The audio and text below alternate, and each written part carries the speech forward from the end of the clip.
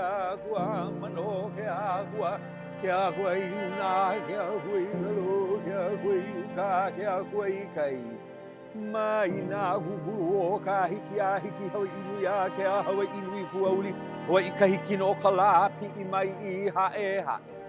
O mala e kalania I ke a te ao, he ao o ka malama lama. O mai kalama o ka ike ka maupopo ke a ka mai. O mai ka I ka hele ana, ka noho ana, ka hana ana. O maluhia ke ola ana, ka imi ana, ka nawe ana I ke ola pono. I pono mauna kule ana pau. Mai nā wele launa kua lono nā kua hiwi nā kua mauna. Mai kaula na kala I le hua hoi papaha nau moku a kea. He kai a kea nalu nui a kea moana nui a kea. Wa I kea hoi kea la nui o ka iini ka nuu e kulia mauai. O halia kunei leo I ka makani nui, ka makani iki, ka makani hea hea au mākua nā kia I o ka pō me ke ao. No kana au wao, kana au haa, kana au pono, kana au mae mae, kana au aloha ke aloho nā kupuna. No nā pau mai ka mana nui e aloha ku. E aloha mai, e aloha nui hoi e ola hoi nā mea pau. Lele I mauli ola, lele wale aku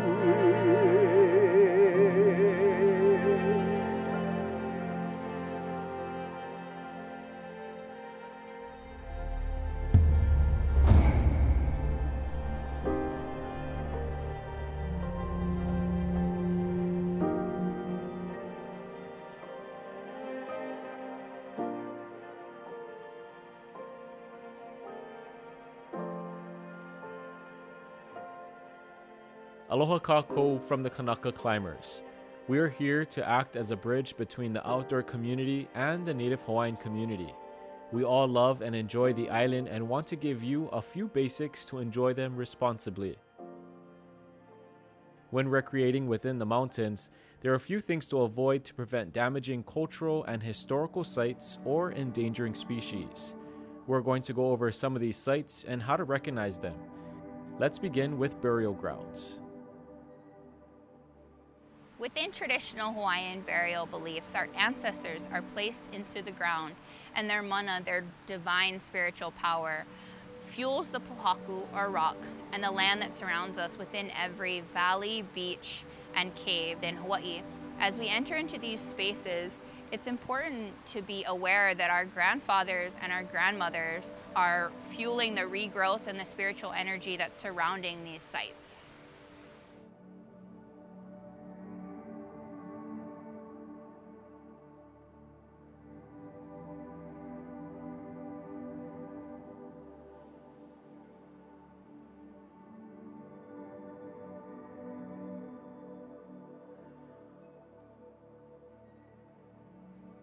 Many petroglyphs across our island are found along trails. If you do come across a petroglyph with or without signage, it's important to remember that these images are tremendously significant to the native Hawaiian people. These images have been around for generations. It is important to avoid touching these images and the surrounding pohaku. The oils on our hand can cause irreversible damage to the petroglyphs.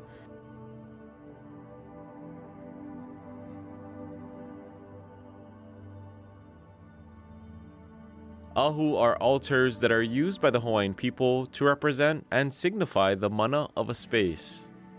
They come in different shapes and sizes, all holding significance to our lahui. Navigational ahu are very significant to the Hawaiian people as they link and line up with the stars for our navigators. When you're out exploring, we ask that you avoid touching, picking up, or moving any pohaku to avoid damaging any of our sites. To the native Hawaiian community, pohaku contains mana and is recognized to be divine. Some of the pohaku are culturally significant and should remain off limits.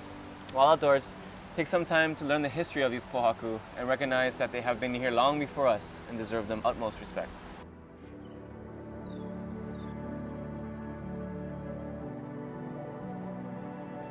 Just like burial grounds, our cultural structures and trails are held as sacred and are highly respected. It's important when you come across a heiau, iwi kupuna, or an agricultural wall on a hike, or even climb approach, to be mindful of the remaining structures or bones by not walking on, taking parts or damaging them, and also remembering that the space is sacred and should be respected as well. As we continue working to protect and to preserve, one area of modern concern is the environment itself.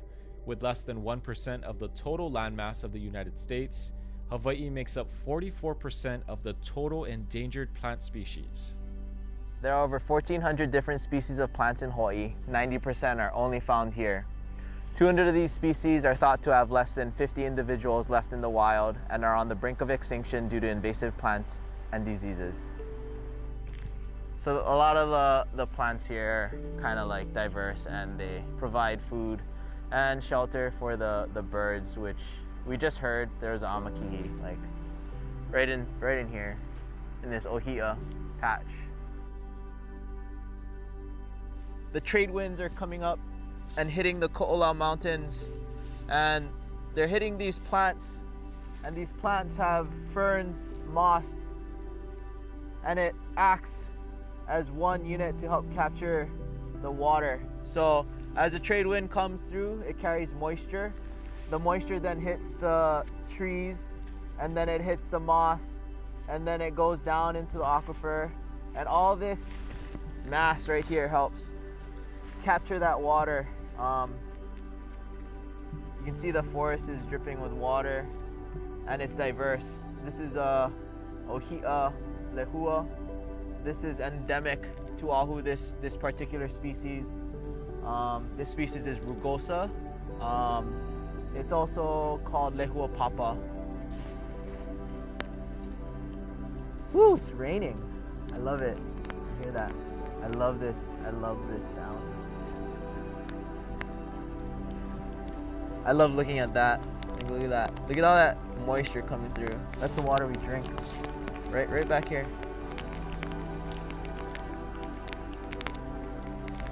Really special.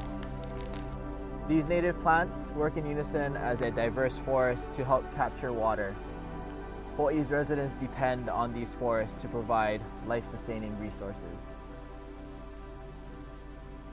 Pollution, erosion, and invasive species are negatively affecting our watershed. That damage flows down into our oceans, affecting one of our most important resources, our coral reefs.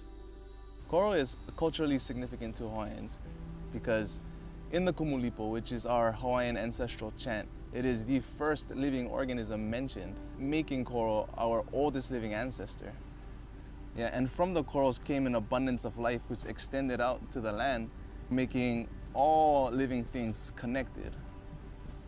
I'm a diver, so I'm not a scientist. I never had the vision, but once presented to me, I felt the energy, I felt the mana of the mission, which is to restore coral reefs. They create a natural barrier from wave energy, which protects our entire island. And they also promote a healthy and safe environment for marine life, which all people of Hawaii can benefit from.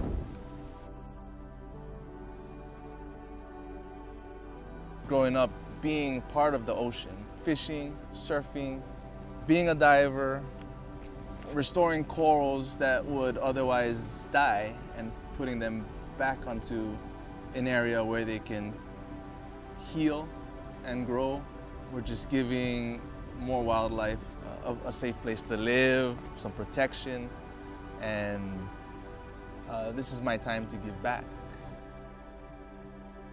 It's important to remember the ocean life is, traditionally here in Hawaii, that's our food source.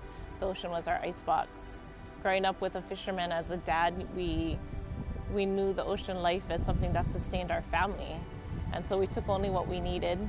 We always made sure to feed our kupuna within the community. And now that it's so popular to want to visit all the ocean life, it's really taken a toll on our ecosystems. We all love the dolphins, whales, turtles, monk seals, and if you really love them, just leave them alone.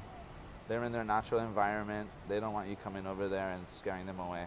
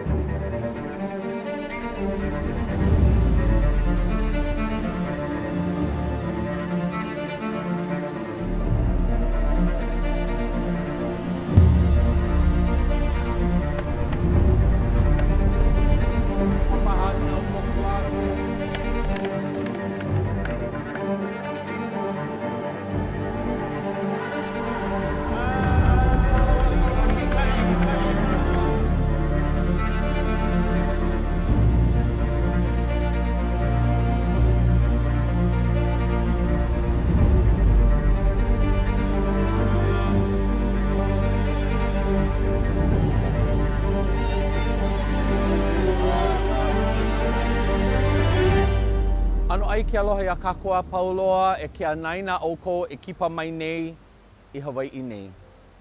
O ko mako aina aloha ho'i ke ia. The state of Hawaii does not often reflect the views, the values, and the perspectives of my people, my culture, and the culture of these islands. Lands and the laws that govern our lands and our natural resources have been changed, manipulated, and oftentimes disregarded and ignored. Therefore, I ask all of you, I implore you to consider the choices that you make while you are here visiting in my home. It is up to you. You have the power to make the decisions that will choose to honor and uphold and uplift the culture of my people and the islands that we come from. It is imperative upon each and every one of you. So I ask that you please show aloha to the Kanaka and to my islands. Mahalo.